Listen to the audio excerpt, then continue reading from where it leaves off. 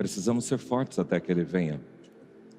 A proposta para esse ano é pensar um pouquinho mais na volta de Jesus e no triunfo sobre todas as coisas. E até que Ele venha, você tem que viver bem. É isso que já trabalhamos esses dias com vocês. Até que Ele venha, você tem que estar conectado e convivendo e cooperando com a Igreja de Jesus. Pede para o pessoal da comunicação só me deixar as telas aqui projetadas. Nós estávamos pensando agora, na verdade, quando a gente projetou esse tema, nós queríamos pensar ou no livro de Daniel ou no livro de Apocalipse. E nós propusemos a fazer um estudo, uma pregação expositiva em cima do livro de Daniel, e hoje nós estaremos começando.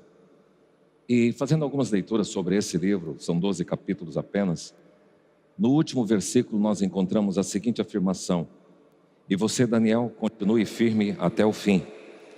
Essa tela também pode ser projetada. Você morrerá, mas no fim ressuscitará para receber a sua recompensa.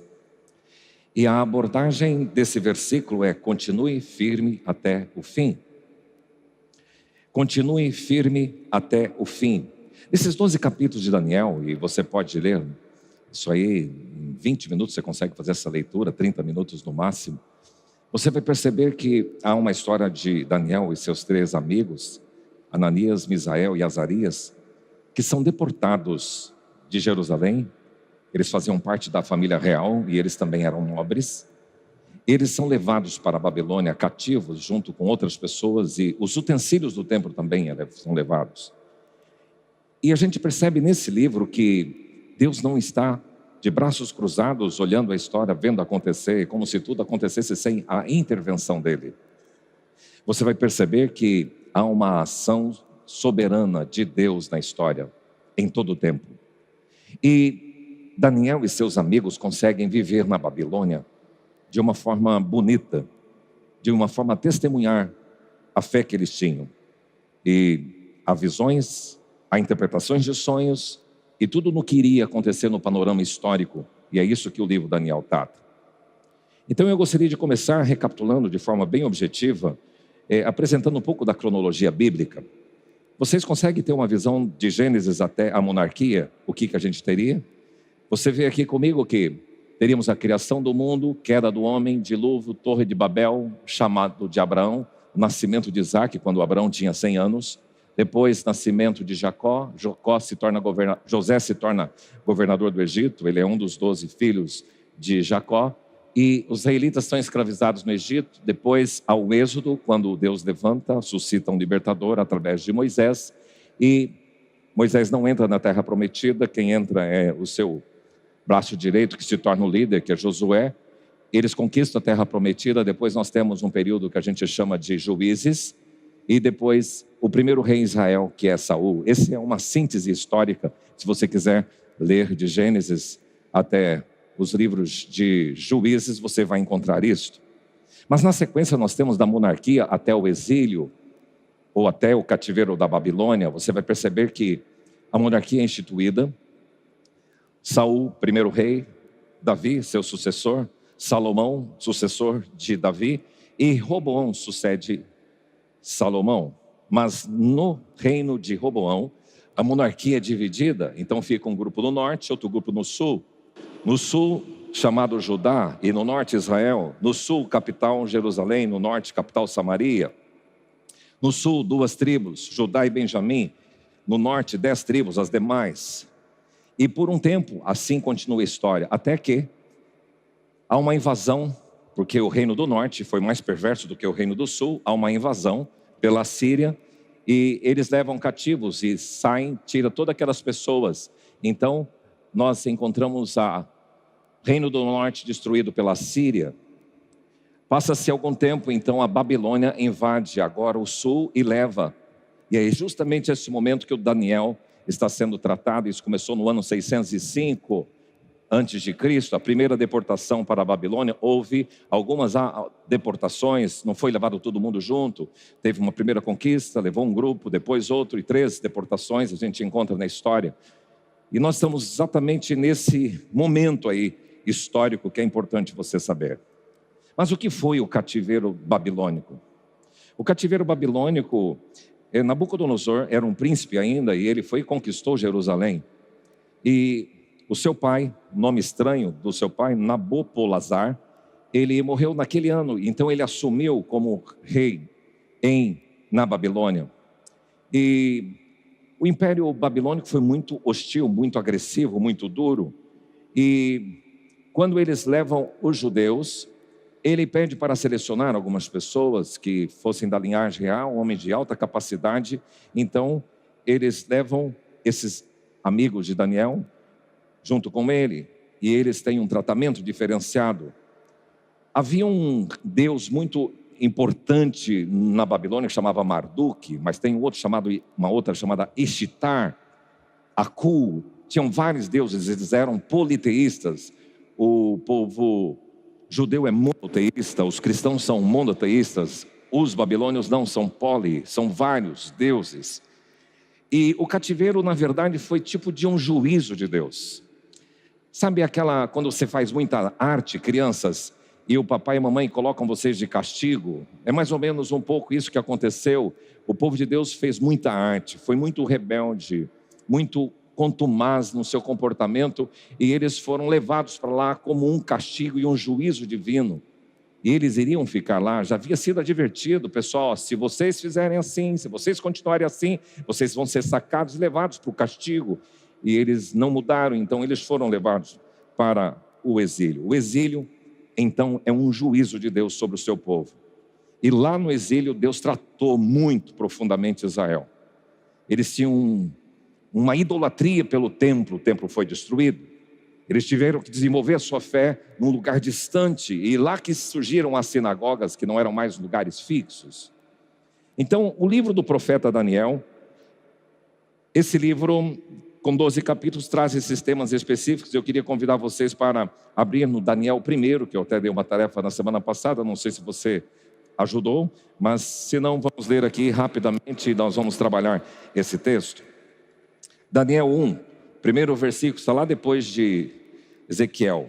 Então, Salmos, é importante que você faça sempre a consulta bíblica. Eu sei que aqui a gente tenta projetar as telas, mas eu queria que vocês conhecessem mais as Escrituras e folhear, ou pegar o seu tablet, seu smartphone, te ajuda a ter uma visão mais sistêmica da Bíblia. Daniel 1, versículo 1 diz: no ano terceiro do reinado de Joaquim, rei de Judá, veio Nabucodonosor, rei da Babilônia, a Jerusalém e a sitiou. E o Senhor lhe entregou nas mãos a Joaquim, rei de Judá, e alguns 12 utensílios da casa de Deus.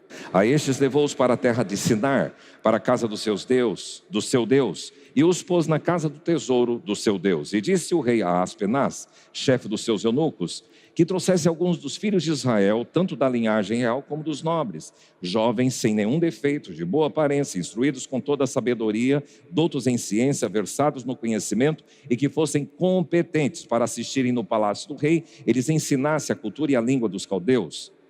Determinou-lhes o rei a ração diária das finas iguarias da mesa real e do vinho que ele bebia, e que assim fossem mantidos por 3 anos, ao cabo dos quais assistiriam diante do rei. Entre eles se achavam dos filhos de Judá, Daniel, Ananias, Misael e Azarias. O chefe dos eunucos lhe pôs outros nomes, a saber, a Daniel, o de Beltesazar, a Ananias, o de Sadraque, a Misael, o de Mesaque, e a Azarias, o de Abdenego. Resolveu Daniel firmemente não contaminar-se com as finas iguarias do rei, nem com o vinho que ele bebia. Então pediu ao chefe dos eunucos que lhe permitisse não contaminar-se. Ora, Deus concedeu a Daniel misericórdia e compreensão da parte do chefe dos eunucos. E disse o chefe dos eunucos a Daniel: eu tenho medo do meu senhor, o rei, que determinou a vossa comida e a vossa bebida. Por quê? Pois veria ele o vosso rosto mais abatido do que o dos outros jovens de vossa idade? Assim poris em risco ou em perigo a minha cabeça para com o rei. Então disse Daniel, cozinheiro-chefe, a quem o chefe dos eunucos havia empregado de cuidar de Daniel, Ananias, Misael e Azarias: experimenta, peço-te, os teus servos 10 dias, e que se nos deem legumes a comer e água a beber. Então se veja diante de ti a nossa aparência e a dos jovens que comem das finas iguarias do rei, segundo vires, age com os teus servos. Ele atendeu e os experimentou 10 dias. No fim dos 10 dias, a sua aparência era melhor. Estavam eles mais robustos do que todos os jovens que comiam das finas iguarias do rei. Com isto, o cozinheiro-chefe tirou deles as finas iguarias e o vinho que deviam beber e lhes dava legumes. Ora, a esses 4 jovens Deus deu conhecimento e inteligência em toda a cultura e sabedoria. Mas a Daniel deu inteligência de todas as visões e sonhos. Vencido o tempo determinado pelo rei para que os trouxessem, 3 anos, o chefe dos eunucos os trouxe à presença de Nabucodonosor. Então o rei falou com eles, e entre todos não foram achados outros como Daniel, Ananias, Misael e Azarias. Por isso passaram a assistir diante do rei. E em toda a matéria de sabedoria e de inteligência sobre o que o rei lhes fez perguntas, os achou 10 vezes mais doutos do que todos os magos e encantadores que havia em todo o seu reino. Daniel continuou até o 1º ano do rei Ciro. Obrigado, Pai, pela tua palavra. Que o Senhor possa, com graça e misericórdia, traduzir todo o teu recado que o Senhor tem para esta manhã. E que a gente consiga trazer nossos pensamentos cativos à obediência e à sujeição de Jesus. Espírito Santo, tenha liberdade de falar ao nosso coração, em nome de Jesus. Amém. Essa série continue firme até o fim. Esse 1º capítulo nós vamos falar sobre sabendo se posicionar na Babilônia. Porque esse 1º capítulo trata dessa deportação. Aí não é algo simples. Imagina você ser sacado da sua casa, da sua cidade, do seu bairro, e ser levado para outro lugar, para uma outra cultura, outra língua. É muito delicado isso. É que a gente vive, graças a Deus, num momento muito mais diferenciado.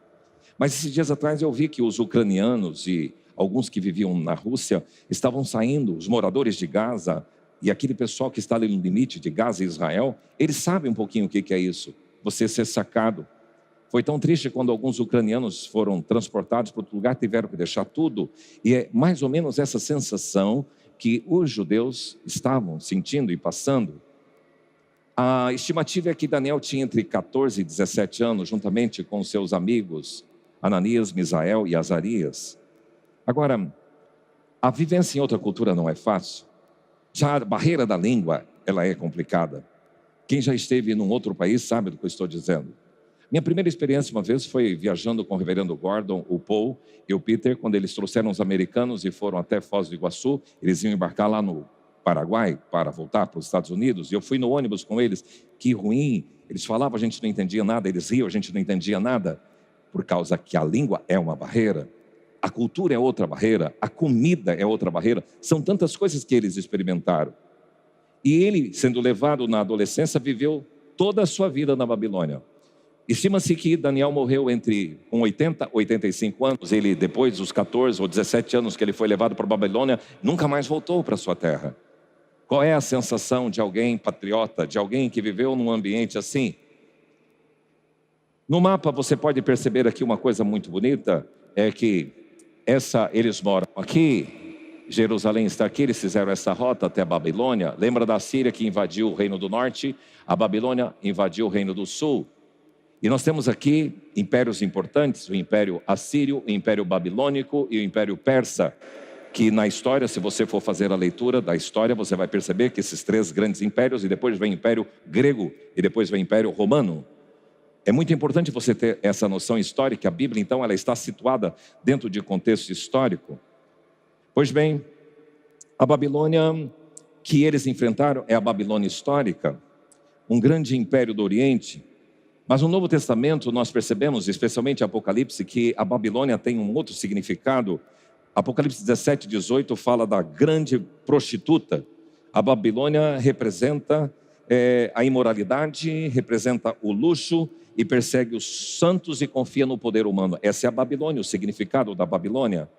Hoje, a Babilônia representa o mundo sem Deus. A Babilônia representa uma cultura que tenta seduzir e dominar a fé. E a Babilônia, nos nossos dias, pode ser entendida como um sistema de valores humanista que exalta o homem e rejeita o Senhor. Então, tal como Daniel, você é levado a viver de forma fiel e íntegra na Babilônia. Fazendo um aplicativo, então, esta é a ideia, que você foi levado para a Babilônia, você está no mundo, na Babilônia, e você tem que se comportar ali guardando os valores, as convicções e a sua identidade de fé. É esta a ideia que esse capítulo nos ensina. Então eu quero tratar, em primeiro lugar, continue firme até o fim, sabendo se posicionar na Babilônia. E aqui entra, estar na Babilônia, mas não ser da Babilônia. Próxima tela. Como pode ser isso? Estar, mas não ser. Daniel ensina através do seu posicionamento como é que é estar no lugar, mas não ser daquele lugar. E viver a vida inteira estando naquele lugar, mas não sendo daquele lugar. É isso que ele me ensina. Um segredo do texto de Daniel está aí no versículo 8 do primeiro capítulo que lemos. Resolveu Daniel firmemente não se contaminar com as iguarias do rei. Essa expressão resolveu, decidiu de forma firme, convicta, é o segredo de como você deve viver na Babilônia, como você deve viver no mundo. Daniel nos mostra isso. Há um estudioso e uma pessoa muito famosa na história cristã, participante de um grande avivamento, chamado Jonathan Edwards, isso em 1700, e ele fez um diário com várias resoluções. Na verdade foram 70 resoluções, e tem algumas resoluções que eu captei do Sabedoria para o Coração, que diz o seguinte: resolvi jamais fazer alguma coisa que temo, mesmo que seja a minha última hora de vida. Outra resolução de Jonathan Edwards: resolvi jamais relaxar na luta contra as minhas corrupções, independentemente do sucesso que eu venha alcançar. Outra resolução de Jonathan Edwards: resolvi, caso tropece e desanime, a ponto de negligenciar minhas resoluções, me arrepender de tudo quando me lembrar, quando voltar a juízo.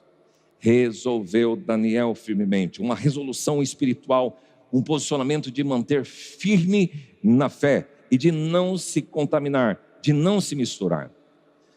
Queridos, o mundo hoje, a Babilônia, é muito sutil. E sorrateiramente a Babilônia entra dentro da sua casa. Você não vai ser levado até a Babilônia hoje. A Babilônia tem entrado nos smartphones, a Babilônia tem entrado na Netflix, em todos esses filmes. A Babilônia tem entrado na TV, a Babilônia tem entrado nos meios de comunicação. Então como você vai viver na Babilônia sem ser da Babilônia? Daniel teve algumas tentações. A primeira é da comida. Você imagina você viver num país em que não se come carne de porco, torresmo, presunto e derivados? Não se come pato, porque o judeu não come alguns animais impuros. E agora na Babilônia o rei falou: vocês têm tudo do bom e do melhor. E aqui tem presunto, aqui tem torresmo pururucado, aquele porco assado, aquele leitão bonito e pururucado. E Davi, não, isso não faz parte da nossa postura de convicção de fé. E ele resiste. Então, mas não só isso, o vinho que era ofertado, e era não só a comida do povo geral da Babilônia, mas era a comida fina do rei, que foi servida a esses homens selecionados, essas pessoas selecionadas. E o vinho, os historiadores nos contam que o vinho do rei era primeiramente derramado como oferta aos deuses. Então beber esse vinho seria reconhecer enfaticamente esses falsos deuses e participar de um festival pagão. Então Daniel diz: olha, não dá para nós judeus beber do vinho e ser conivente com o paganismo. Não dá para a gente comer as iguarias do rei, porque elas têm comidas que para nós judeus são consideradas impuras. Então ele faz uma proposta para o cozinheiro-chefe de comer apenas legumes, e durante 10 dias eles assim o fizeram, e eles ficaram mais bonitos, mais robustos. Aqui a dieta deles não emagreceu, a dieta deles engordou. E comendo legumes e verduras, é isso que na verdade dá a entender nesse texto: alface, feijão, ervilha, brócolis, tomate, cenoura e por aí afora. E Deus honrou esta convicção desses homens. Mas não só essa área, teve uma tentação na área da identidade, porque agora o nome de vocês não será mais Daniel, nem Misael, nem Ananias, Misael e Abdenego. O nome de vocês será, a partir de hoje, Beltesazar, Sadraque, Mesaque e Abdenego. E aqui tem uma implicação de identidade, porque Daniel significa Deus é meu juiz. E agora o nome babilônico Beltesazar significa protegido por Bel, o Deus da Babilônia. O nome Ananias significa Deus é gracioso. E agora lá na Babilônia foi mudado para Sadraque, que significa iluminado pelo Deus Sol. O nome Mesaque, que antes era Misael, que significava quem é como nosso Deus. Agora Mesaque significa quem é como Vênus, um Deus também, pagão. E Abdenego, o nome Azarias significava o Senhor é meu auxílio. Agora Abdenego significava eu adoro o nego, um deus pagão, um deus da Babilônia, o deus da sabedoria. Então eles foram confrontados na alimentação, eles foram confrontados na identidade. Quem é você? Você já não tem um vínculo com Javé, agora vocês têm um vínculo com o deus pagãos da Babilônia. Como você consegue harmonizar e viver isso? Olha só a capacidade que Deus deu a esses 4 homens de permanecerem fiéis a Javé, num ambiente hostil, numa cultura diferente, num ambiente pagão e cheio de provações e tentações. Aqui é uma coisa curiosa que a gente precisa ver, que tem uma similaridade com os nossos dias: doutrinação cultural. As nossas universidades têm feito uma doutrina séria na cabeça dos nossos moços. E como você que é o Daniel, o Misael, o Ananias e o Azarias dos nossos dias tem se comportado? Você continua mantendo essa sua identidade vinculada a Deus Javé? Ou você tem assumido a sua identidade pagã de Beltesazar, de Sadraque, de Mesaque e de Abdenego? Eles foram colocados num programa de formação de 3 anos para servir o rei. Então muito cuidado, vocês moços e vocês pais que têm seus filhos na universidade, porque essa cultura tem trazido um conceito humanista e ateísta. Gabriel está aqui, alguns anos atrás ele estava numa universidade e eu me recordo de um dia ele falou: pai, por que vocês evangélicos? Falei: como filho, vocês evangélicos? Falei: o que aconteceu com ele? E logo a gente foi próximo, tinha amigos lá em Santa Catarina, ele estudava, e a gente percebeu uma forte influência ateísta que vai detonar a fé dos seus filhos, e vai detonar a sua fé, moço e moça. Porque a Babilônia ela é forte. O ensino é fundamentado no humanismo e no ateísmo, e cujo alvo dos professores é destruir o cristianismo, considerado que é uma muleta primitiva, ignorante e simplista. E você ouve com frequência: essa família tradicional é absurdo, nós não precisamos mais aceitar essa família tradicional, que é um dos valores dos princípios judaicos cristãos. Assim como Daniel, os nossos estudantes são bombardeados com verdades e mentiras. Mas além disso, essa questão de fé em Deus e Javé, esse comportamento politeísta e ele sendo monoteísta servindo a Deus. Agora Jeremias já foi profetizar dizendo assim: anunciai entre as nações, Bel está envergonhado e Nebo, um dos deuses babilônicos, será abatido. Isaías 46 já declarara: Bel se encurva, Nebo se abaixa, não podem salvar a carga. Então Daniel e seus amigos permaneceram fiéis a Javé. Estar na Babilônia, mas não ser da Babilônia. Certa vez Daniel compartilhou com seus amigos um sonho que ele teve, e ele precisava de interpretação. Então eles viviam com convicções, e eles estavam unidos e compartilhando os mesmos sentimentos. E eles oraram por Daniel, seus 3 amigos, e Daniel recebeu essa revelação de Deus. Então é uma convicção de fé num Deus único, e uma convicção de fé compartilhada com gente que crê igual. E você conta com essas pessoas para interceder e para compartilhar. Então Daniel e seus amigos nos ensinam através do posicionamento, da identidade e das convicções que eles têm. O que Jesus pediu na sua oração sacerdotal em João 17? Não os peço que os tire do mundo, mas que os livre do mal.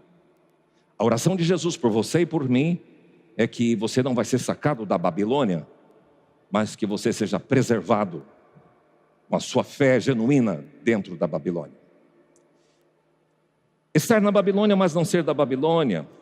Continue firme até o fim. Em segundo lugar, acaso ou soberania divina?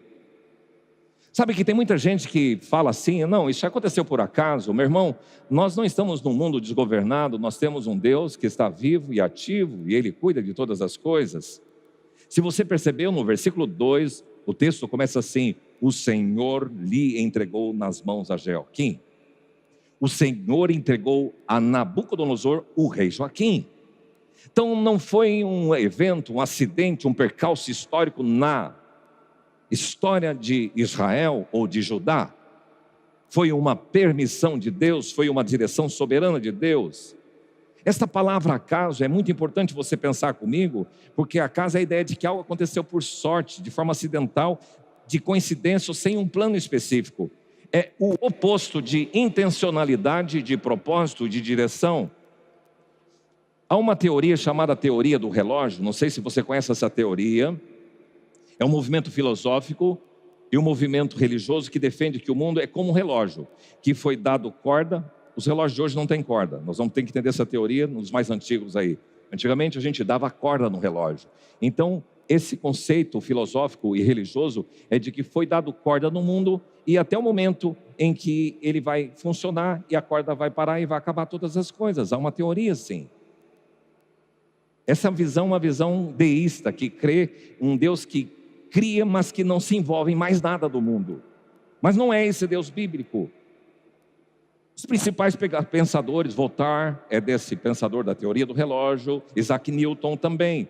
Mas o cristianismo que crê no Deus da Bíblia, ele entende que Deus não apenas cria, mas que sustenta todas as coisas.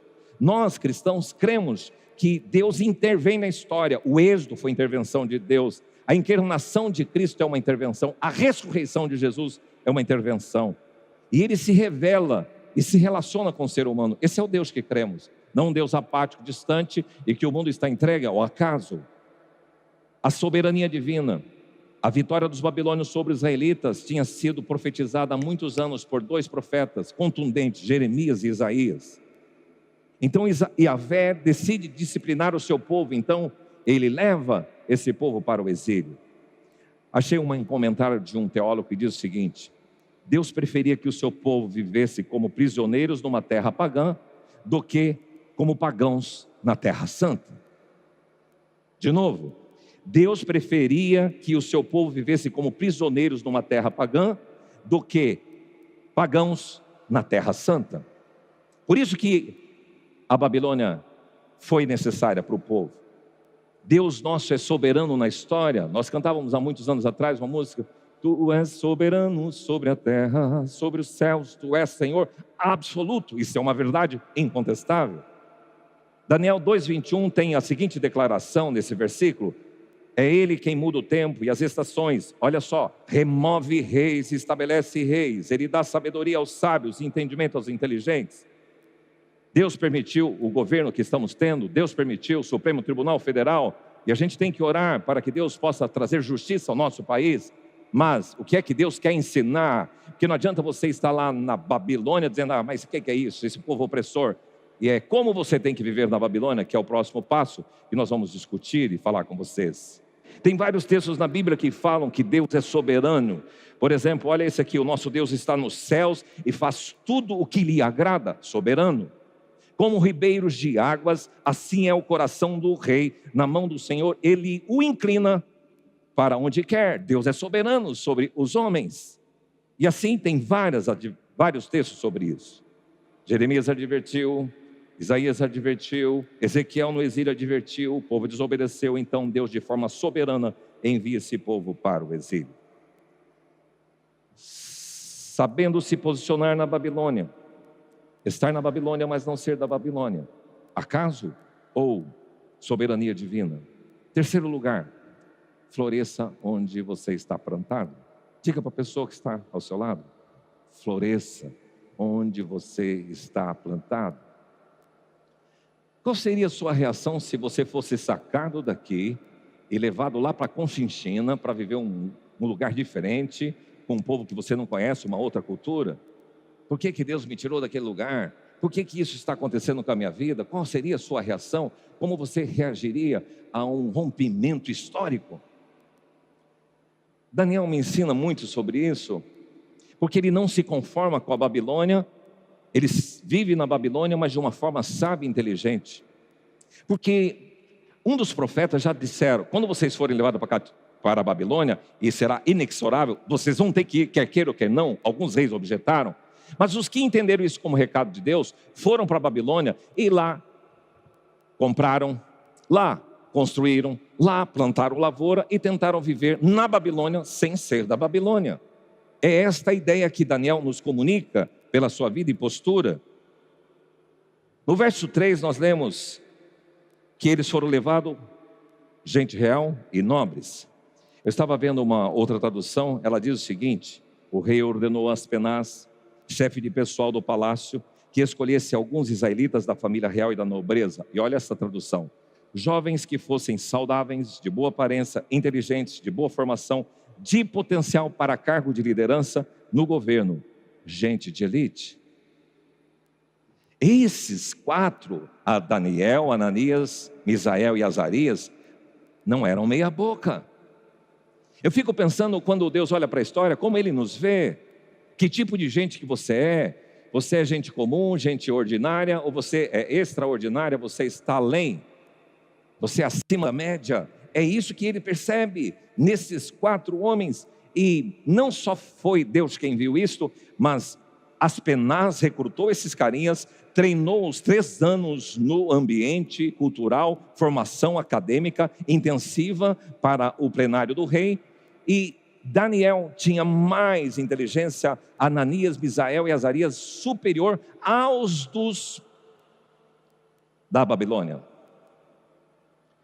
Então é importante você entender que eles eram diferenciados. Meu irmão, Deus quer que você esteja na Babilônia, não seja da Babilônia, mas você seja alguém diferenciado. Você pertence à realeza de Jesus, então você, como parte desse reino, você tem que viver neste mundo, na sua universidade, na sua escola, no seu bairro, no seu condomínio, lá onde você atua, como gente diferenciada. É isso que Daniel me ensina. E busque a capacitação do Senhor, porque é Ele quem capacita. Quem quer sabedoria, diz o texto bíblico, peça a Deus. Deus te dá energia. Ontem eu fiquei muito encantado. Nós tivemos um mutirão, não foi um número de gente expressiva, mas um grupo, 300 gideões, que realizou e que executou com valentia.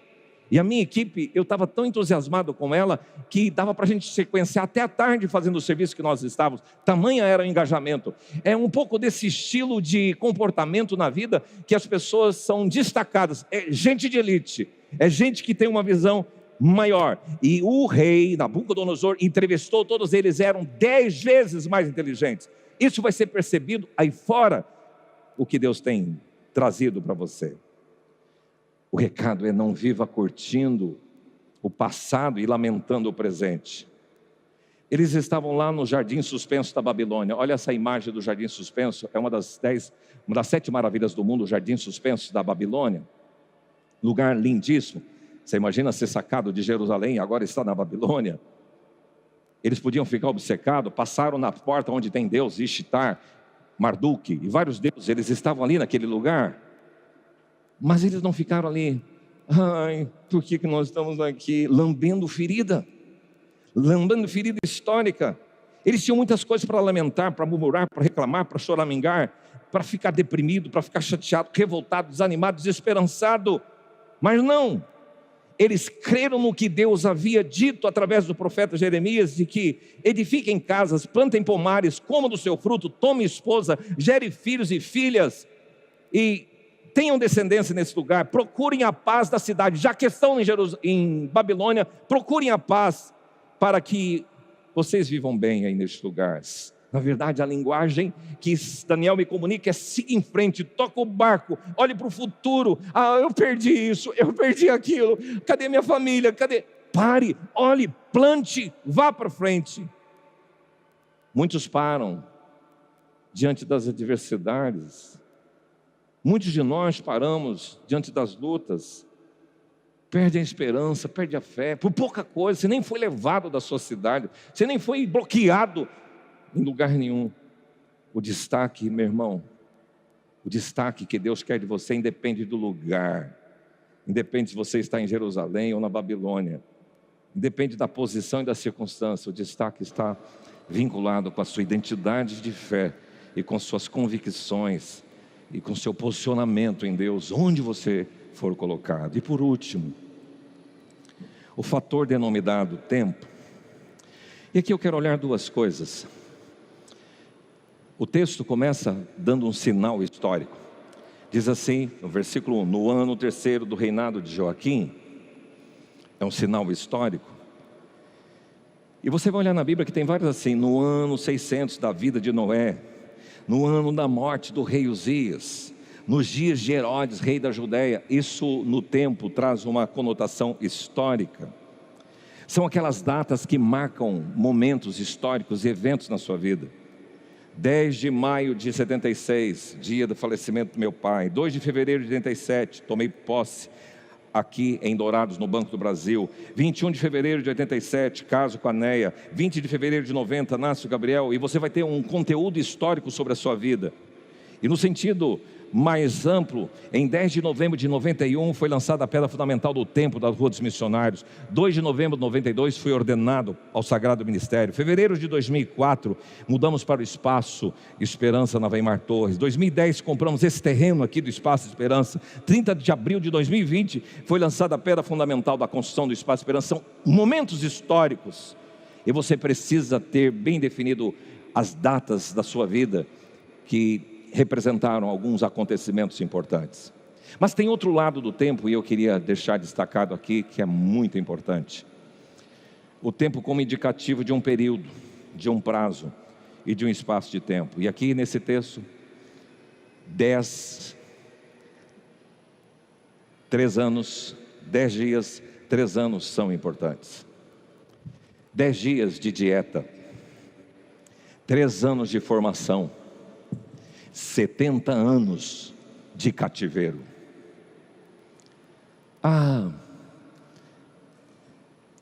Às vezes a gente olha para o tempo e fala, nossa, está demorando muito, será que Deus vai intervir na minha vida? Depois de 10 dias houve diferença nesses homens. Depois de 3 anos, eles haviam crescido muito no conhecimento. E com certeza depois de 70 anos, muitas coisas aconteceram. O tempo para alguns homens, meu amigo, a lição que Daniel me ensina que eu tenho que aprender a esperar com paciência e crer nas promessas de Deus, Deus soberano que triunfa porque Ele é o Senhor do tempo. Não sei se vai demorar pouco tempo, muito tempo, longo tempo, mas Deus é Senhor do tempo e você precisa entender isso. Então não se aveste, aguarde. Abraão com 100 anos teve Isaque. José com 17 anos foi vendido para escravo no Egito. Mas passaram-se 13 anos, com 30 anos ele foi o segundo homem do Egito. Moisés passou um treinamento de liderança de 80 anos. 40 anos o povo peregrinou no deserto, 70 anos na Babilônia. 400 anos se passaram entre Malaquias e Mateus, um período interbíblico. 12 anos aquela mulher foi atormentada por uma hemorragia. 18 anos aquela mulher encurvada foi curada depois por Jesus. 38 anos aquele homem ficava com paralisia e Deus levantou da cama. A importância do tempo pode ser 10 dias, 3 anos, 40, quantos anos? O que você tem esperado? E o tempo, 1 minuto num jogo de basquete dá para resolver muita coisa. 1 minuto num jogo de basquete. Esses períodos de tempo fazem algum sentido para você? Há quanto tempo você está esperando algo? Parece que está demorando? Como Daniel reagiu? 70 anos naquele lugar, que talvez fala, não era aqui que eu queria viver. É aquela ideia, eu não vou fazer tudo o que gosto, mas devo gostar de tudo o que faço. Não vou estar no lugar que eu mais queria, mas eu devo aprender a gostar do lugar onde Deus me colocar. Quero pedir que você se coloque em pé. Continue firme até o fim, sabendo se posicionar na Babilônia. Deus te colocou na Babilônia. O mundo é a nossa Babilônia. E aqui eu preciso aprender a estar na Babilônia, sem ser da Babilônia. Acaso? Ou soberania divina? Daniel tinha consciência de tudo isso. Ficar lambendo ferida na Babilônia? Por que nós estamos amargando essas coisas? Ou florescer onde Deus nos plantou e sermos tropa de elite, gente qualificada, pessoas competentes, pessoas para cima, motivadas, fortalecidas. Deus está falando a corações aqui nesta manhã sobre o tempo. Marque os eventos da sua história. Mas mais que isso, 10 dias são importantes, 3 anos, 70, não sei qual o tempo que você está aguardando, mas 1 minuto também é resolutivo. Feche os seus olhos. Pai, obrigado por esse tempo na Tua presença. por essa linda história da Tua palavra que nos revela tantas coisas importantes para a nossa vida. Que Teus filhos e filhas que aqui estão possam ter compreendido, possam aprender a se posicionar na Babilônia. Nos livra da cultura humanista, ateísta e anticristã desse mundo. Que a gente preserve com força, sejamos gente de elite, que tenha identidade, mesmo que os nossos nomes sejam trocados, mas nós vamos preservar a nossa fé, as nossas convicções no Deus soberano sobre a história. E é no nome do Senhor Jesus que estamos aqui reunidos. Amém.